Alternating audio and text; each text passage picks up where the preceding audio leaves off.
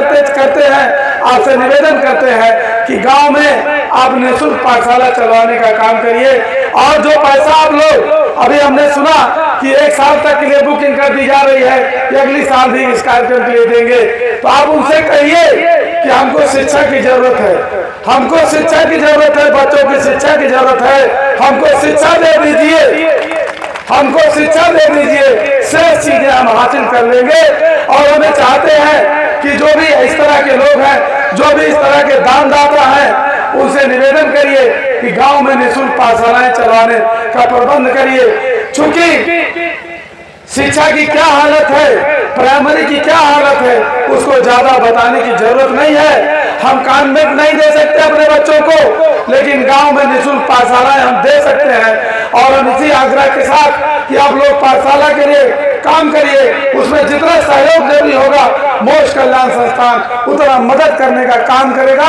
लेकिन बेनीपुर के अंदर अगली बार जब ये बाबा साहब की जयंती मनाई जाए, तो उसके साथ साथ पाठशाला के उन बच्चों को, बेनीपुर के निःशुल्क पाठशाला के उन बच्चों को सम्मानित किया जाए और उन टीचरों को सम्मानित किया जाए जो अपना इसमें पढ़ाने का काम करें। और ऐसे पाठशाला संचालकों को 3 जनवरी माता सावित्रीबाई फुले जयंती पर हम तिकोनी अपार से सम्मानित करने का काम करेंगे, ऐसे बच्चों को सम्मानित करने का काम करेंगे।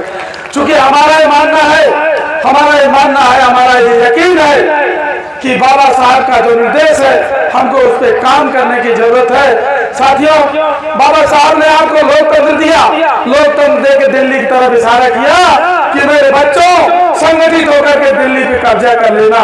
लेकिन आज भी हम लोग संगठित समझ ही नहीं पा रहे हैं किसके साथ होना है, किसके साथ संगठित होना है। मानव कांशीराम साहब ने हमको बता दिया कि 85% यही आपका समाज है, इसके साथ संगठित होना है। लेकिन आज भी हम ब्राह्मणी व्यवस्था द्वारा बनाई गई जातियों के दरबे में हम घुसे हैं। मंच से जब जैसे हम उतर के जाते हैं, फिर उसी जात के दरबे में घुस जाते हैं और दोष किसी और का देते हैं। साथियों, भाइयों बहनों, ये वक्त आ गया है, समय आ गया है।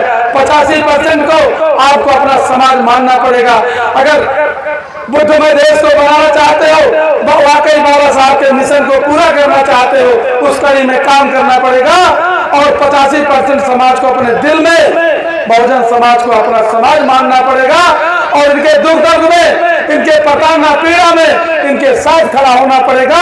इनकी वक्त जरूरत तो मदद करनी होगी।